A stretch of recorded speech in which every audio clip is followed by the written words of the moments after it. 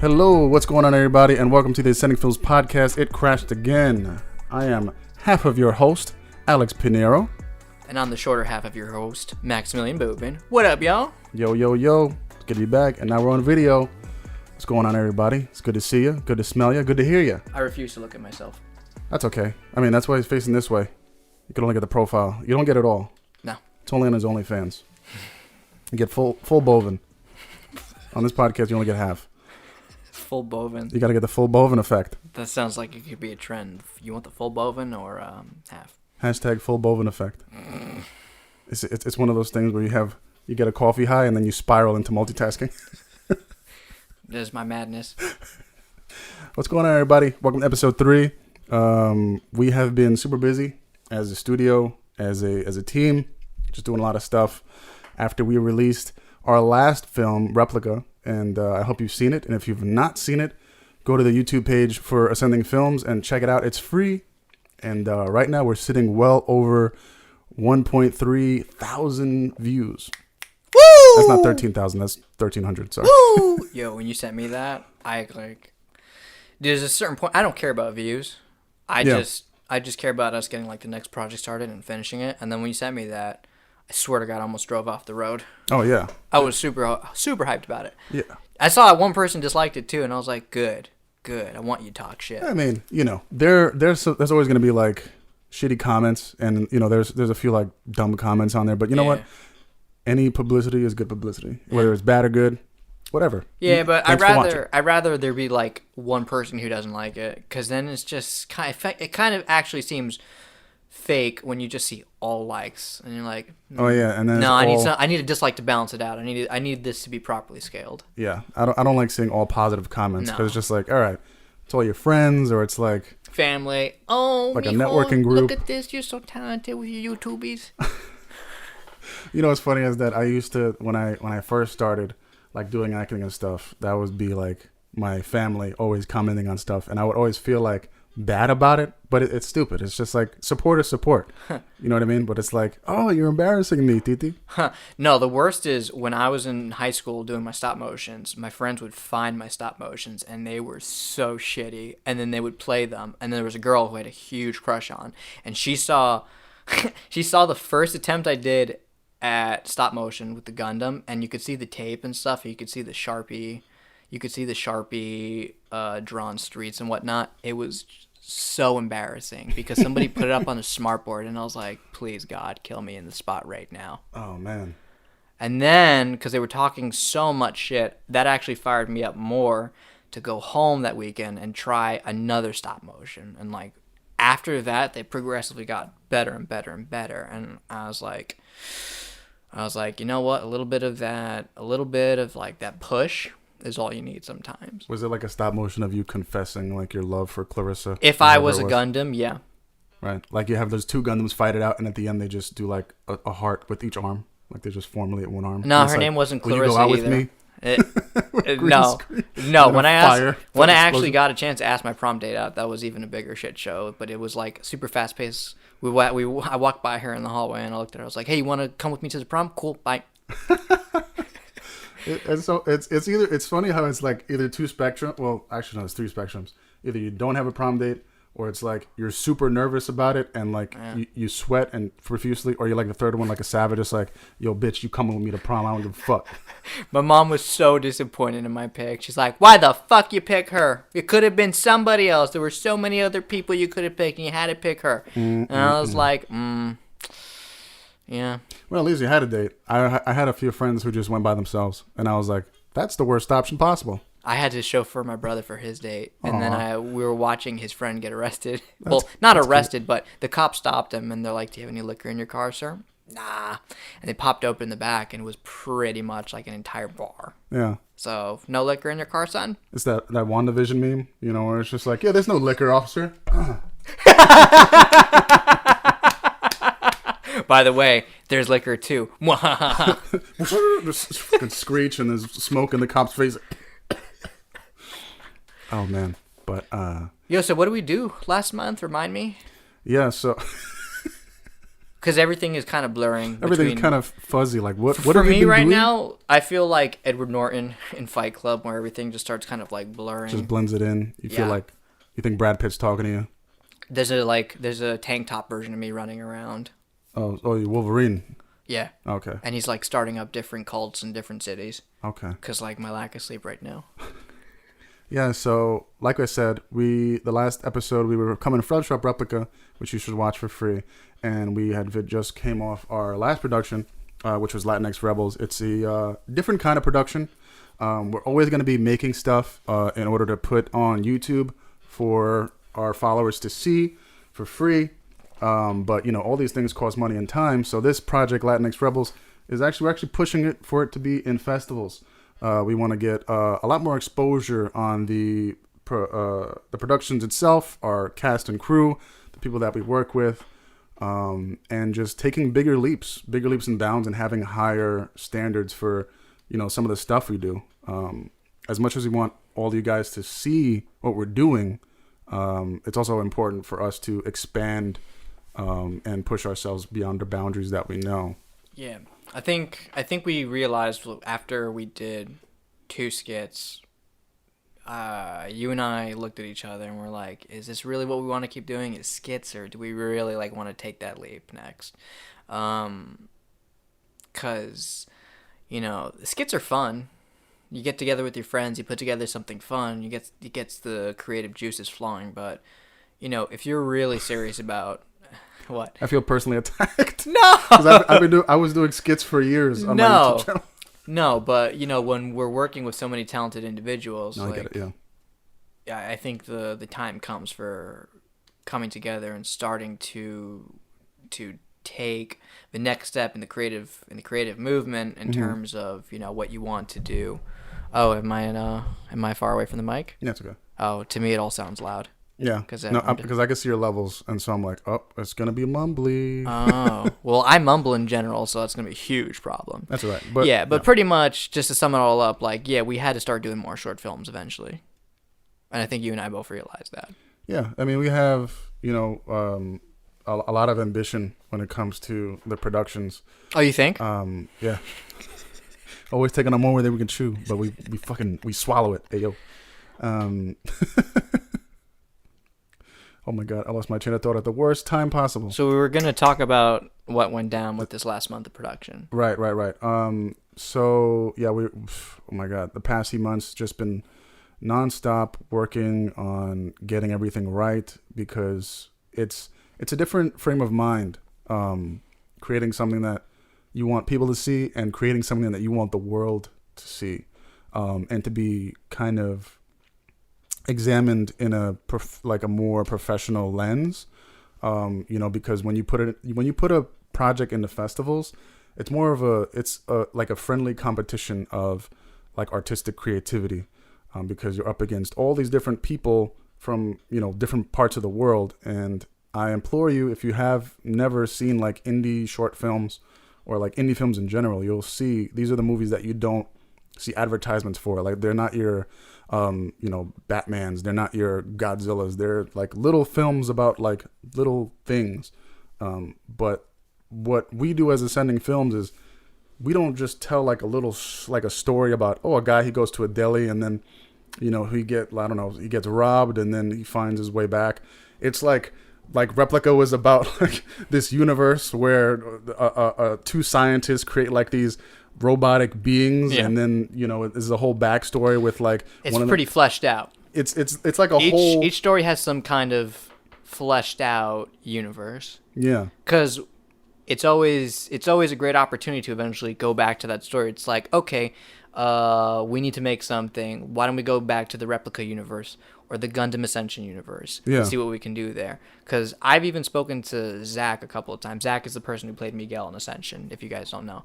I've spoken to him, and I'm like, you know, I watched Ascension the other night just to see how I'm coming along with my creative development. There's things about it I like, and there's things about it I'm like, I really need to go back and clean that up. And I asked him, like, hey, this summer, why don't we attempt episode 1's fight scene again? And he's like, yeah, let's do it. I think we should have redone it a long time ago. So we were talking about going back and potentially cleaning that up a bit. Right. And that's the thing. It's always thinking bigger, even though it's like it's a small scale where these films are like 8 minutes, 10 minutes, 12 minutes. Mm-hmm. It's always like thinking on a bigger scale. So if you ever see anything that we create, just know that it's all kind of like fleshed out, and like even the minor characters have their own stories.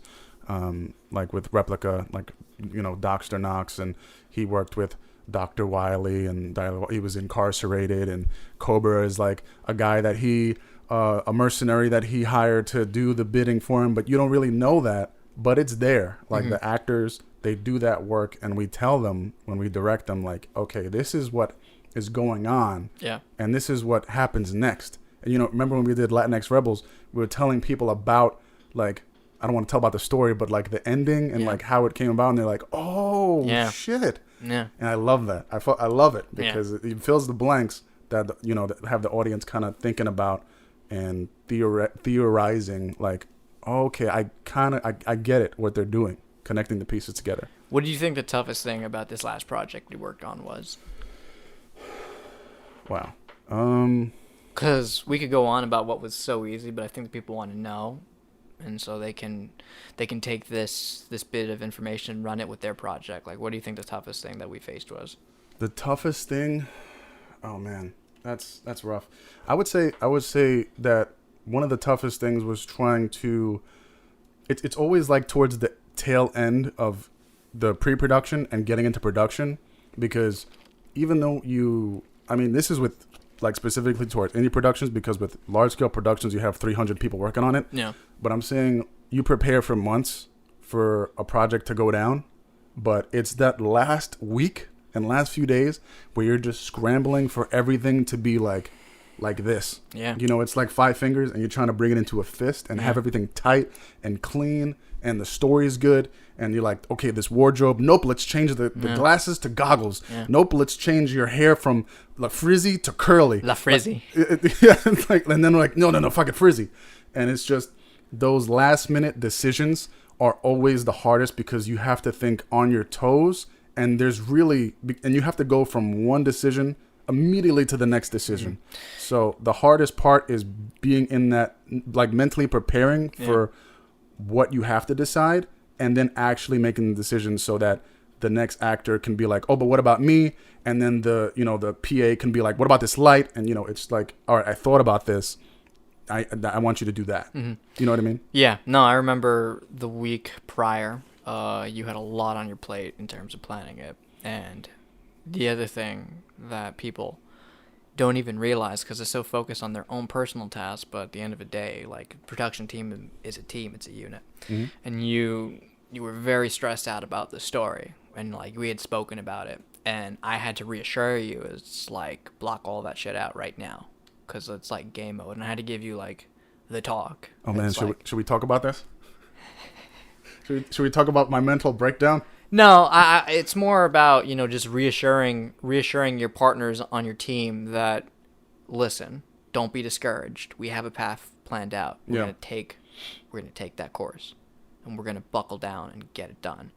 And, you know, there's some moments even on set, like, you could feel tension because we were so constricted by our time and going over time. And it was funny because, like, Zach had to operate as it's the ref for the fight. Like, all right, you go to this corner and you go to that corner. We had to, like, sit down for a second and just, like, let steam blow off, because there were moments where it would just build up because we were stressed, we were tired, we were dehydrated, because we pretty much had to go nonstop, and everybody else got breaks, and you and I constantly, like, in work mode. So you also have to remember on these productions, like, the other person that you're working with, like, you know, you guys are like parents on this. This isn't your kid. You got to find that nice balance in between. I don't know if you remember, but the first day, speaking on what you said, there was a point where we were shooting one of the actors coming into the house, and I was talking about getting a certain angle, and then you were talking about getting a certain angle, and then we shot it, and I was like, no, it's not that angle. And he's like, and you were just like, I don't know what you want me to do. I was like, and we literally, like, looked at each other for what felt like 5 minutes, but was about 8 seconds. Yeah. And we just looked at each other's tired eyes, and I was like, let's take a break. Dude, because I don't think I was like- I stopped to get like a drink of water. I was just operating on coffee, and like as you're looking at my eyes, they're doing that like fluttery thing where they're trying to like gain a bit of peace, but it's just processing caffeine, and my endocrine system is just on full throttle. Like, let's fucking go, and I didn't even have a chance to like analyze any bit of what you were saying. So Yeah. it's just like full throttle, let's work. Yeah, yeah. And they're just like, let's take a break, and I'm like, okay. It's all right. I know that face. That's why I knew. I was like, let's get you some coffee. Let's everybody take 5.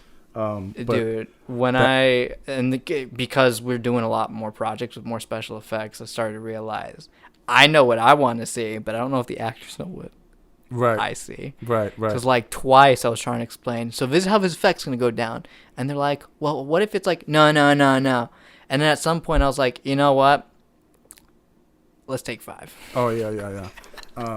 I mean, that's really part of the whole shebang is articulating exactly what you like. When we were doing the scene where one character was coming in really fast, and they wasn't sure. Like, we were telling them, like, no, it's like this, and they really couldn't. But I mean, God bless her, they're all super talented. Yeah, but we couldn't really they're articulate exactly how we wanted to do it. So we both were like, kind of like this way, and then you were like this way, and it was just like, all right, you know what? We'll do it what we do. The first day she wanted to snuff me. The first day she wanted to snuff me, and I was like, the next day that I work with her, can't do that. So I got to just be a teddy bear with her. Oh no! I mean, but the the next day that we worked with each other, it was so much easier because I had practiced exactly what I was going to communicate to her in terms of how we were going to get the special effect to work. Okay. Yeah. That's so it's smart. kind of like when you're practicing a pitch for something, you got to Right. practice your communication with what kind of shot you want to get, because Right. only Right. you know how it's going to play out, but you also have to take into consideration, do my actors understand my mindset, and will they understand it the way that I'm rehearsing it to myself? Or maybe should I practice out loud with somebody else exactly how we're going to get this shot done? Yeah. It Makes sense? No, absolutely, and it actually comes back to the script, because, when I was trying to, in the first Zoom meeting when I had the first Zoom meeting with the whole cast, they were asking a lot of questions about the story, and when I wrote it, I knew in my mind the world that I wanted to create and the situations that I wanted to kind of display for the audience. But when they asked me those questions, it had kind of rung a bell in my mind that maybe it's not coming off on paper exactly what I see, because it's in my head. You know what I mean? So Yeah. it's like I had to rewrite some things and be like, Exactly, because you're a visionary and you understand exactly what you're trying to sculpt. right, it's in your head. Yeah, you think A big if projector. Michelangelo was trying to explain exactly what he saw, so there's a half-naked guy, and I want him reaching out to this guy, and like he's telling this to the people working on the Sistine Chapel, and Oh, they're like, no. "What the fuck are you talking about, He'd be guy?" burned alive. He'd be burned alive, like to the stake. Like, he'd be like, Jesus is third So coming. like this is gonna take a couple decades. I just want you to know, and we're essentially gonna illustrate 2 dudes trying to touch fingertips. It's like, what the fuck is this guy talking about? I'm talking about articulating what you're trying to create as an artist. Yeah. No, I'm talking about the guys that are like listening to him. It's like he's like such a visionary. He's like, what the fuck did you just say? It's like, yeah, and they have their dicks out. You're like, what? But they're covered by clouds. Oh, okay. You think they were smoking weed back then? They were smoking something. Maybe Because I know like weed wasn't really grown in Europe. It was probably imported from the Middle East, because that's where a lot of it comes from. I know Pompeii was smoking. Hey. They did. I know that they had hallucinogenics. I don't know if they had any kind of cannabis. But that's so. But that's like so so off topic. Yeah. That's the other like Ascending Films podcast, Drunk History. But yeah, coming back a little bit, it was a really good experience to have. Not only as us two, but like working with everyone and it's funny because we obviously know a lot about film production and filmmaking, but most of the things that we do is kind of like whatever is going to happen is going to happen. And the people that see it, they see the professionalism and they know that you're doing everything you can, even though it's not Warner Brothers. Yeah. You know what I mean? That's kind of why They respect it. Yeah, exactly. That's kind of why I've been wondering if, for me, storyboarding is even worth it. I think it's a helpful tool to follow a guideline of how you're going to shoot. Like, you get a wide shot, you get a medium shot, and you get a close-up shot, and an extreme close-up shot. But I had written down storyboards, and then I hadn't even thought to refer back to them because you and I had clearly a similar idea, for the most part, of what exactly we were going to capture. Mm-hmm. And that's why I'm wondering, like, storyboards might help to get your vision on paper, prepare you for the day of shooting, but then that kind of goes out the window. Because I had planned for storyboards 2 of those days, and I never used them, but I also wasn't concerned with that either. Yeah. Truth time. Yeah. I mean, I think that in the pre-production process, like when you do, I think storyboards help. But maybe not on the day of, but like when you're trying to come together and you're like, all right, this is what we got. Yeah. Like, let's look at the script and then see the shot, like beforehand, because like you said, on the day of, if anything goes, because you could see one thing and then just, I remember on set, there was like many occasions where you like just changed that. Wait, let's do this again, but I'm going to come over here. And I was like, all right, go ahead. Well, there were a lot of times that we just let the camera roll because our actors were so talented they could just pick up and improvise. And then the worst case, if we didn't like that, we cut to a close-up shot or extreme close-up shot. And it saved us so much time. Like when we're shooting in Brooklyn, we saved so much time by just letting the camera roll and letting them naturally play it out. And you and I looked at each other. We're just like, no, just let them do their thing. Yep. But also having 2 cameras on standby was a godsend. Because if we had done it like with one individual setup, it would have been a nightmare. Especially day 1. My God. Yeah, I think that's 2 days. That's 2 days of work right there. Well, because day 1 we had so many scenes taking place at different points in time. Yes. That also was like a big challenge. But when you have a scene and it's pretty much back to back, then the setup, you don't have to change it around too much, and it's easier to just pick up and move your setup and move the lights. Yeah. Also, shout out to Darth, our sound guy. Darth? Yeah, I call him Darth because he had all the buttons. Sam. Oh, okay. I was like, why Darth? Because Sam was just so awesome. Yeah, he was good. Sam wasn't just like a sound guy. He really became part of our little niche. Oh yeah, 100%. Everybody. I found out he also loves Gundam too. So we had like an hour-long discussion about Gundam nice. on the way back to his apartment. It was amazing. That's awesome. Yeah, everybody was great. Like I took a second a few times just to kind of like step back and look at everyone because it's very rare to have just about everyone be so unique and so like work like in tandem with each other. Especially the cast. Like I would be absolutely like shocked if like this didn't get picked up for something or like pushed for something because everybody is so awesome in their own like individual way that I'm just like, how could you not? But then again, it's it's one of those things where it's like we see it, but maybe everybody else doesn't see it. I think in the beginning, when we all got to know each other, it really helped to get an idea of exactly how we were going to work with one another. Like, and this is going back to post days, the day that I got everybody called in to do costume fitting, and we all met each other. Because at least, how many of us are still around from those days? It's like 3 or 4 of us. Because it's you, Zach. Jason is still around. He played Call in Ascension, if you're wondering who he is. And Adam, too. Adam, too. Yeah, but he wasn't in post days. He came a little afterwards. But because everybody has an idea of how everyone's going to work on set, it really helps. And then the new people that we bring on, it's more of a natural adjustment for them because we're so friendly. We know how to approach new faces. Yeah. Yeah, I mean, people that are gonna stick around are, the ones that are passionate.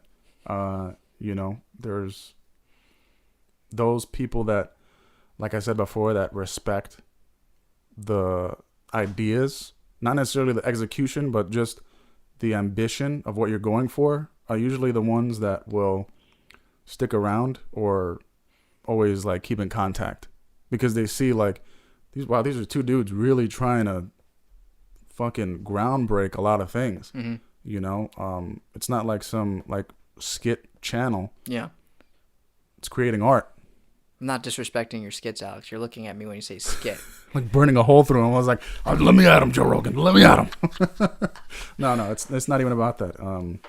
But you know what I mean? Like, it's not like we're, just messing around. Like, we're actually taking this to the next level. And we're taking it seriously. Of course, we always have fun where applicable on set, but in the end, we want to be taken seriously. So I think what helped us too, low key, was when we went to that film festival in Pleasantville, and then we saw like the hors d'oeuvres and stuff. Yeah, it was super bougie. It was I've very Westchester. been wanting to do another one of those so bad. Yeah, of course, COVID though. You and I weren't really crazy about a lot of the films that were in there because they were more documentaries, and it's not really our cup of tea. Like, yeah. I feel like I'm a butch filmmaker because of the quality of movie that I like to make, but like that's just me. If you're on board with it, you're on board with it. If not, oh well. I like action and thrillers.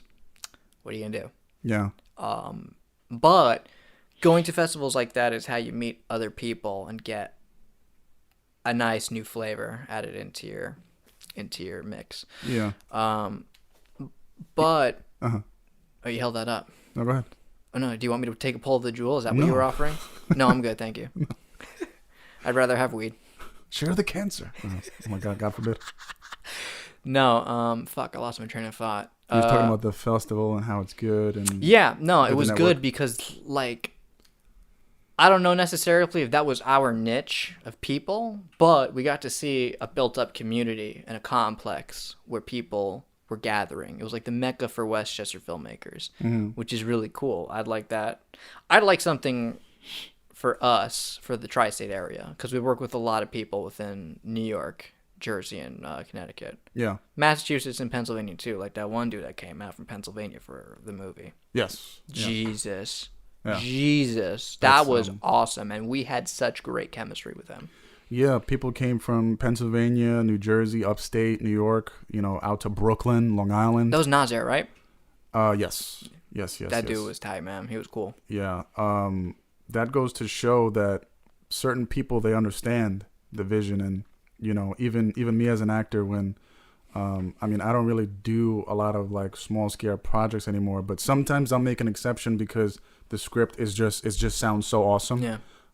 Like there was one that it was set in medieval times, and this guy wanted to like have people play knights and all this crazy stuff, and it was unpaid, but I was like, dude, I'll do it. Yeah. I'll be down for it because I see what you're doing because thousands of dollars go into it. In this film, thousands of dollars went into it. But those people that come from all these places, they're like, I don't care, like, if you're not paying or whatever, I want to be part of this because I know what you guys are doing. That's like that horror movie that you told me that you like took a weekend to go check out when you were part of, the Lost Footage. Oh yes. That was Part 2. Yeah. It was like a found footage like style horror movie, and the guy, he rented out a cabin in the Poconos, and we just all went over there. Like he gave me some ideas. Yeah. That was a lot of fun. That was definitely a lot of fun. I met some really cool people on that set. Mm-hmm. But going back to the film festival thing, I was gonna say that yes, I really wish that COVID didn't happen because I would have wanted to go to a bunch more while I'm in New York. We were supposed to show Ascension there. Yeah. Yeah, we were supposed to show Ascension. Have a screening, that would have been amazing, but I guess we might have to wait till Ascension season 2 to do that. And Replica too. I wanted to have a screening for that because it was such a big project that was done so fast. I'd rather have more money though for the events like that, and that's where we talk about like fundraising and people like spreading our word. Yeah. Because ideally, we don't pocket any of the money. It's really to give back to a community, and just build on what we're trying to do. Mm-hmm. Do you know how fucking hard it is for people to keep their dream as a filmmaker, because every single time they're getting crushed by jobs as PAs because they're not able to craft their vision. And it's like one of the most heartbreaking things I hear about another person. I'm not disrespecting the career choices that people making by dropping out of filmmaking by any means, because I work with these people a lot and they're hardworking individuals. But when like when a film student I'd link up with that I haven't seen in a long time, hey man, how you doing? Oh, I'm not doing film no more. I'm a real estate agent. I'm like, oh, that's upsetting. But they're doing a good job. But at the same time, I'm picking their brain like, why didn't it work out for you? Oh, well, my career wasn't going anywhere. I was getting a lot of PA jobs and it just nothing was happening with it. And I'm like, well, that's upsetting. But it also sounds like you didn't try to figure out another routine or another method of making it work. Oh no, a couple of times like I hit a dead end and I wasn't finding that there was any development going on. And to me, I'm just like, well, money ain't coming in, so I'm just ready to pull out of this. Yeah. I mean, I try not to judge people for that. I'm not judging, but it's just really upsetting. That's what Yeah. what it is. Because it just makes it seem like, well, you did all of this work. You put in years. You went to film schools. You didn't pay for it. Your parents paid for it. I would be so upset with myself if I ever did something like that, where my mom, who literally had to work endless hours, not making that much money, putting it into my career, and for me to wake up one day and just be like, no, I'm not feeling this no more. No money's coming in. Well, let me ask you this then. Yeah. What if one day you wake up and you're no longer happy filmmaking? What if those people were just, because of course it's passion. Passion is what drives you. But at a certain point, it's a matter between like living and survival because. Well, I'm doing that right now. Right. I'm doing that right now, but I still love filmmaking. Right. At this moment. But I'm saying like, what if one day you're just like, I don't know if I want to do this anymore. I don't think that's going to happen. Right. Of course, you say that now. I'm not saying it will happen, but I'm saying that for those people, yeah, it's like I can kind of relate to that because there's been points in my career with acting where I'm just like, I'm auditioning constantly, applying. I have my agents doing work for me. I'm changing my looks, getting different pictures. But if you're not really booking and you're doing everything you can, it could be discouraging. But you also want to kind of look into different areas of life because let me tell you something. Time flies. Yeah. Like COVID passed a year already. Well, dude, I'm gonna be 26. Like, how long have you and I known each other? Since I was 21. Yeah, 4 or 5 years now. But dude, that's 4 or 5 years. And there was a time period when I was just dicking around, not taking my film career seriously. And then now, I would say within like the past 2 years, I started taking it way more seriously. Well, look at that. There's different stages because those people can always do real estate and maybe they'll see maybe one of your works or a friend's work and they'll be like, they'll come back. That's essentially what I hope I can do. Like, if there's some kind of accomplishment I could have, maybe I'm not a Hollywood director. Maybe I'm not, a director that goes down in, the Criterion collection. That's a shame. But if I'm able to inspire somebody to hunker down and stick with the career choice of being a filmmaker or an artist of some type and making that work somehow, then I'm happy with that. Yeah. I remember Zach introduced me to a family friend, this kid. He must have been like 8 or 9 years old. And it's so funny because he was like baby version of him and I, because Zach and I kind of look like each other, like from some angles with the hair and stuff. The Jewish-Mexican thing might also...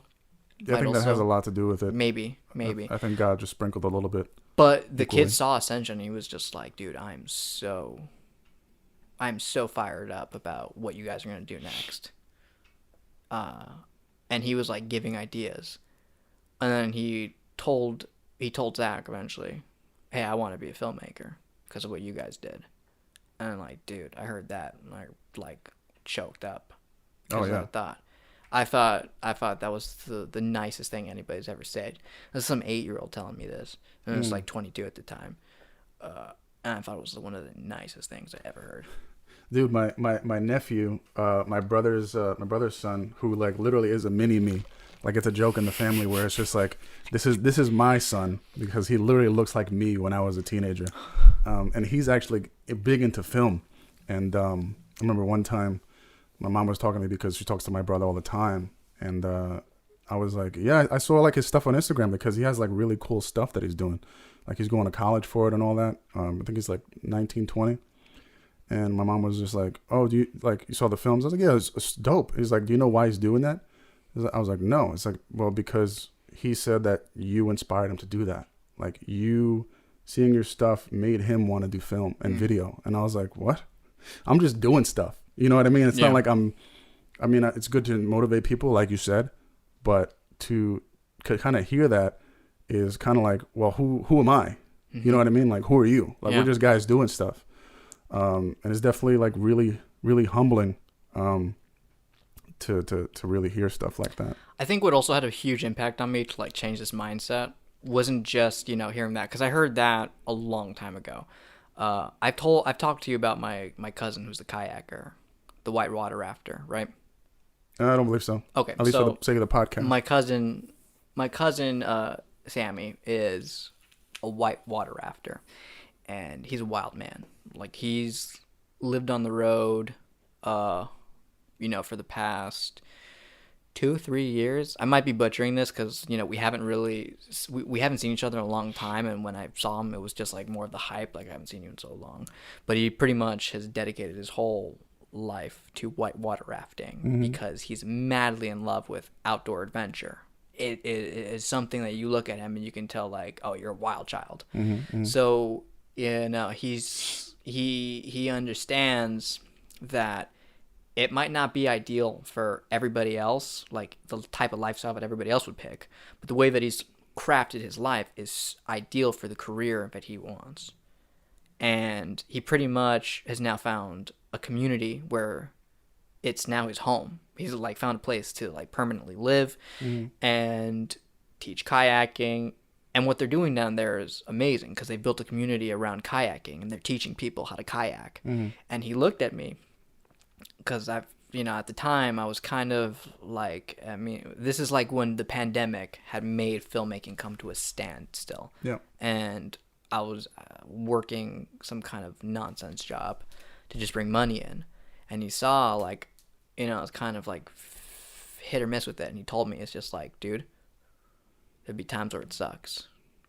But if you put your head on the pillow every single night and really think about, would you be happy without this in your life, and really like ponder that thought. I woke up the next day and I was just like, man, I love filmmaking. It's the same way he puts his head down on his pillow and he wakes up the next day and he's just like, man, I love kayaking. I woke up the next day and I was like, no force on this planet, unless there's an asteroid that just like sent us to fucking Kingdom Come. No force on this planet would ever make me change my career. Which are actually safe for the next 100 years. NASA said it. What? I said NASA like officially confirmed that we're safe from asteroids for the next 100 years. Oh, so, cool. So my grandkids will have those problems to deal with eventually. Oh yeah, all our grandkids are gonna have to deal with all the shit that we've done, boomers have done, everybody before us. But we'll be in space by that point. I mean, I'll be a fucking plant. I don't know. Yeah. I want to be brought back as a weed plant. I want to be a coconut tree. I just kind of wave in the Caribbean. Huh. It's beautiful. It's nice. A lot of babes. Maybe a cactus. This is me being Mexican. That's so sad. There's nothing there. No, that's not true. Cactus provide life for the calm, peaceful life of the desert. Right, but it just seems bleak. It's a Zack Snyder like outcome. It's just like, yeah, let's have a desert, bleak, empty. This is beautiful. It emphasizes that there's no hope. Right, but sorry, go ahead. But yeah, no, the main point of that little spiel was there's literally nothing that could change my career choice as being a filmmaker. And I say that without hesitation. That's great advice. Follow the passion. And if you think about it, if you can't live without it. But if you have other priorities in life, life really takes everybody in different ways. Some people have it good. Some people have it really bad. Some people have it okay. Do what you have to do for yourself. And you could always come back to certain things. If you can find a way to keep it in your life, great. But Oh yeah, I'm not a life stranger isn't to easy. that. No, I'm not a stranger to You know? that. Like I had so many bills to pay off, so I was like, I need another job. That's why I'm doing that Yeah. Home Depot thing, and that's But why my eyes look like yeah. death. But not everybody wants to do that. And that's really emphasizing on that. Like, not everybody's built have the same lifestyle. Some people are more fortunate than others. And you kind of have different. to take a job just to survive. And they might be living in an apartment, in a closet. That's true. And they have no family. That's true. So I would say that, it's always follow your passion. I mean, coming from me, myself. But it's okay to take a break. It's okay. Don't be hard on yourself. That's also true too. Ultimately, That's also true too. I took a long break from creating after we finished up Ascension. Yeah. And I took a break from acting, and I'll probably take maybe another break because that's the way life is when you get older. But don't be so hard on yourself. That's the thing. I see a lot of like people beat themselves up about not booking like roles or like getting gigs. As much as you can kind of create your own content. Oh, this is where you and I are different because I'm always self-destructive. I'm always bashing myself. But Well, I mean, I do too, but it's a self-care thing. You have to kind of like talk to yourself and really assure yourself that it's all right. Like life is meant to be enjoyed, not to be like grinded through forever. That's basically what I'm saying. Yeah, it's important trying to find those time frames. The balance. To balance it out, yeah. And I think sometimes, I take for granted the neighborhood that I live in, but it's beautiful outside. Like when you go outside, because it's in the mountains, you go outside, it's just gorgeous. And some days when things aren't going my way, if I just go outside, walk around, walk by the water, and just take in that scenery, I'm like, you know what? Ain't that bad. Now, granted, not everybody has that luxury. I get that. Yeah. But there are different ways of figuring out exactly how do you remove yourself from a stressful situation. You can either go to the gym. You can either go for a walk outside. And if your neighborhood ain't that great, put the vest on. Yeah. Yeah. Yeah. Some people just don't have any choice. You know what I mean? Like, it's, I don't know, different ways of life, different ways of thinking. You live based on what you can do and what you want. I truly wonder how a lot of the people I work with this night shift try to find peace of mind, because it really seems like they're very oriented on this, and they might have a way of keeping it balanced. But I really wonder for those that like don't have the balance put together, like what is it that they do to maintain that homeostasis? Like what are they doing? Some people probably just like moving shit. Yeah, it's true. If you think about it, like some people just really like moving plywood. No. Hey, it's not just plywood, man. It's paint, it's wrenches, it's chainsaws. I had a 10-year-old come to me the other day and ask, "Hey, excuse me, sir, where are the chainsaws? I'm really curious on where they are." I'm like, "Yeah, I'm really curious why you need a chainsaw." And where's your parents? I also didn't tell him where they were. I asked the manager. I'm like, "Oh yeah, the chainsaws. This little boy wants to know where they are." So it wasn't on me. He's reading Chainsaw Man. I hear it's a good manga, but anyway, that's neither here nor there. Yeah. But what the hell was I gonna say? I forgot. I lost my train of thought. Yeah, I can see by the squinting. Shit. Well, we were talking about taking peace of mind. I was gonna taking say, a step away. From meeting various people throughout life, some people just don't have ambition, like to do, like they're perfectly okay with what they're doing. And you and I know that some people have no ambition. That's what I'm saying. Like if they could work one job and just go home and eat and watch TV, and they're perfectly happy like that. Or no job. Or no job. But you know what?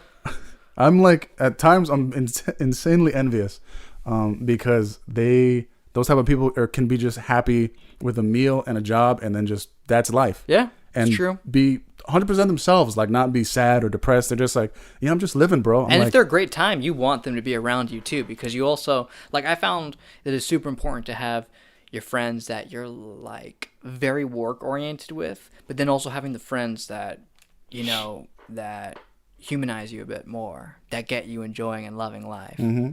Like, I think out of all my friends, you were the best balance of the two. Tear down the cheek. Mm-hmm. It's going to be the emotional and serious episode. There's no funny business here.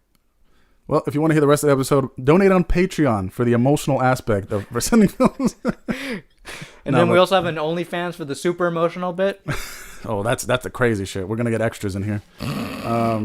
Yeah, no, I mean, you're totally right, and it's good to have those people that are like really positive. Because we've dealt with people that are super bummers, and your neighbor's super bummy right now. I keep thinking about that. I wonder what's going on. Yeah, for those of you who are a little late to the party on this, so I pulled up to do the podcast, and I heard a skr and a and what that translates into is there's a car crash. There's a car crash literally outside of Alex's house, and this guy comes out with his super short shorts, with his quads fully pumped. And he's like, "What the fuck, bitch?" And he was yelling at your neighbor, who I guess put on her indicator and he didn't see it because he was too pre-workout. No, it was his wife driving. So I understand why he was so mad, because he hit the car that his wife was in. And if that happened to my wife, I would probably have ripped that guy's throat out.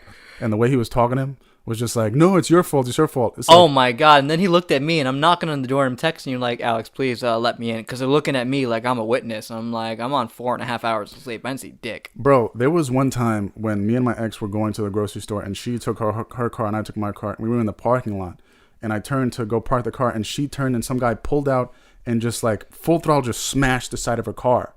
And I like immediately like just stopped the car, what I was doing, and I ran out and just checked if she was okay. And it was just some older guy.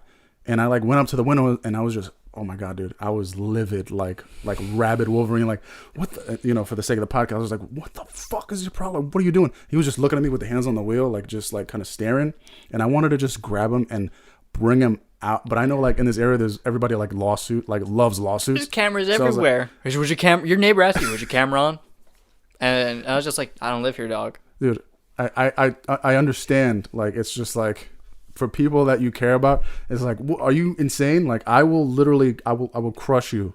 I just like a little cube. Yeah. But my neighbor is definitely gonna fuck him up.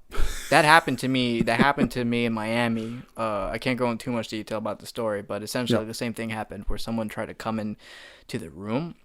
Me and my girl in Miami, and I was like, "Yeah, you better get the fuck out of here, man." In the hotel room? Yeah, I was just like, "No, you better get the fuck out of here before you and I have problems," because he worked for the hotel. And it's like the only time now I understand why tall people, because I'm really not that tall. Now I understand that power that tall people feel when they're talking to someone shorter than them. Because this guy was much shorter than me, and I'm like, "Yo, you better get the fuck out of here before you and I have problems." And I try to get that caffeine eye going because I just had an espresso. Oh, man. Like, does it look crazy? Because, man, if this guy's like a grappler, I'm fucked. The bovine eye. I don't have it yet. My pops had it. The pupils. No, I don't have it yet. Maybe when I have kids, I'll have it. But my dad had it. And, dude, that man was like, your height. And I was like, your height. I don't think he ever was in a fight in his life. But brother man was like... Your dad? Yeah, but brother man was like really intimidating and never ever had to raise his fist. As far as I know, a lot about him we don't know, but never ever had to raise his fists and never really yelled. I think the only person to make him yell was my mom and me at age 7 because I was a little shithead. Oh my God. And then maybe my brother. I don't know, but. I haven't unlocked that visual prowess yet. Not yet. When I have kids, I probably will. Yeah, you have to level up first. I'm getting it. I got the nose flaring down, and I have the lock in. So you're mid-evolution, like you're Charmeleon, kind of. Yeah. You need a few more levels. Yeah. A few more badges. Yeah. We got to find me some candies first to get me to that point. Right. Don't scratch your nose when you say that. Oh my God, we had a shoot. The other day. Me and a photographer. A lot of people were looking funny and touching parts of their body. I was like, hey. It'd be like that. But, I mean, what do you think Hollywood is built on? Hollywood is just built on coffee and cocaine. Yeah, I don't know what it was. And Could dirty have just money. been a really stressful morning.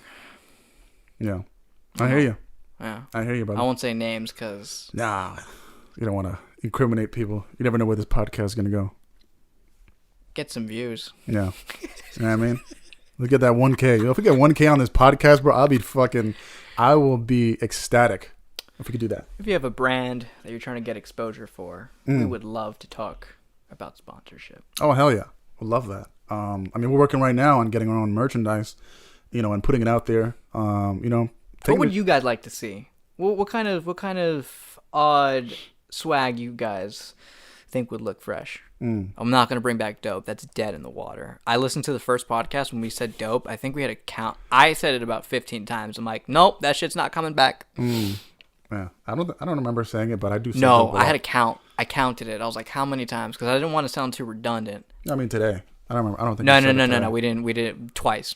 Twice so far. We said it. Oh. Dope. There, I got it out of my system. Well, that's a good word. You know, emphasizes like both parts of like the modern day language and also drug use.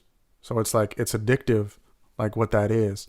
It's everything that you can actually want in an entity. I'm pretty sure everybody was watching like, you know, Michelangelo. You know, they were just like, that's fucking dope, dude. Just see him fucking carve out the. Hey, Michelangelo, massive dope. What is that? What does that mean? I don't know. I made up some bullshit Italian. Oh my god. Massively dope is what it was supposed to say. Cancelled against Italians. Oh boy. Hey, does it count? I have a very good relationship with an Italian. Oh family. no, that's that black friend thing, brother. You can't do that. I have a black friend. Hey, can I make it. have 5 good Italian friends. I can count on one hand. Do you remember that barbecue? Do you remember that barbecue where that girl came up? Right, yeah. It was just bombed. It's like 3 pizza pies. She was bombed, and she came over to the card table. It was me, it was Sean, myself, and Sean. The crew, we were playing cards, and this Long Island girl came over, and we were playing Biggie for some background noise, and this bomb girl came over. Oh my god! I just want to tell you, I really appreciate this music. And all of us are trying to keep our composure, and I was pretty drunk, so I was failing miserably at doing that. Yeah. That's Long Island people for you, man. That's like the equivalent of going into a black guy and being like, I love Martin Luther King. You're just like, what the fuck does it have to do with anything? It's just like you all of a sudden you hear a Celia Cruz song. And Why then couldn't she you're just like, ask to listen to Big Pop? oh my god. Why couldn't she just ask to make a sound request? It's like, listen, we got you covered. What you want? You want underground stuff or you want mainstream? I got you. Watches Black Panther once. Just like doesn't know how to act. Oh man.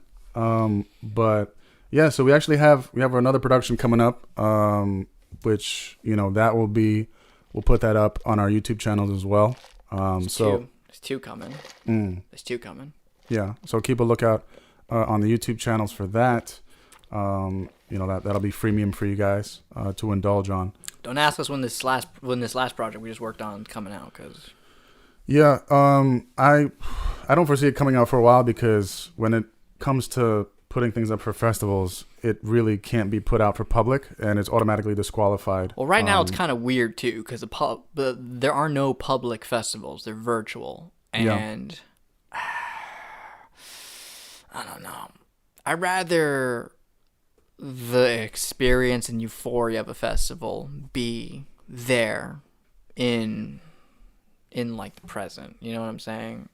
I don't want it to be some kind of virtual thing, because we're busting our ass to put this thing together, and it's like, we have to do it via Zoom. Imagine how everybody that attended South by Southwest feels, especially like last year and this year, just passed like a couple weeks ago. Like they were comfy with slippers and bathrobes on. That's what they probably felt like. Yeah, but it just sucks that you can't, like, it's for networking. Yeah. You know what I mean? You meet people, and it's just this big event that's like celebrating like art. Yeah. And now it's all on It's coming back. on Safari. It's coming back. I'm not gonna yeah. be like every single one of those people who are just like, we don't know when shit's gonna go back to normal. Don't know when that's happening. I'm pretty optimistic. I think by next year, 2022. This is like kind of like the year where everything kind of is getting cleaned up. Everybody gets their vaccinations. Get your fucking vaccination, and then we prep for the next year. I don't want to hear anything about vaccine hoax and all this craziness, man. No. Why'd you look at me like that? I looked at the camera. I looked at the camera specifically, and then looking at you because you're opposite of me. I'm like a middle ground. I'm Yeah. like a middle ground for everybody. I can't even say I'm a complete opposite because I have like aspects of individuals, and then I also have like a contrary stand on something. This is a nice little bit of perspective. Right. I think when you're born Jewish and Mexican, it's a nice little representation. Yeah. It's a lot of prejudice right there. Oh, dude, Hitler would have a field day. That's what boy. one of my friends told me. It's Anyway. just like, listen, Hitler would have a field day with you. It's just like, I know. So that's how I learned to laugh at myself more. Well, now that we got up to the Hitler portion of the podcast, I think this is a good time to wrap it up. Definitely be on the lookout. Follow Instagram if you haven't at ascending_films on YouTube. We'll be putting out some stuff, some behind the scenes even from our latest project. So keep a lookout for that as the podcasts keep coming out. We will be moving to the West Coast as well. I'm going to be going out to LA for a while. So I'll be working our Ascending Films magic on the other side of the country while Max holds it down in New York, and we continue to produce things on each side. So yeah, guys, thank you for watching. Thank you for listening. And if you want to follow us, I am AP Suave on all platforms, YouTube, Instagram, Facebook, all that. And you can find Max at Max G. Bovin on Instagram. Tell us what you thought of that Attack on Titan season finale. Oh boy. Yeah, we gotta come up with like a spin-off podcast where we just, because this is more professional, like, yes, film production. Oh, it's more professional. There's There's been a roller coaster of emotions on this podcast. I know, but I feel like it'd go more like off the rails, like Berserk. Yeah. But yeah, thank you guys again, and we'll see you in the next episode. Peace.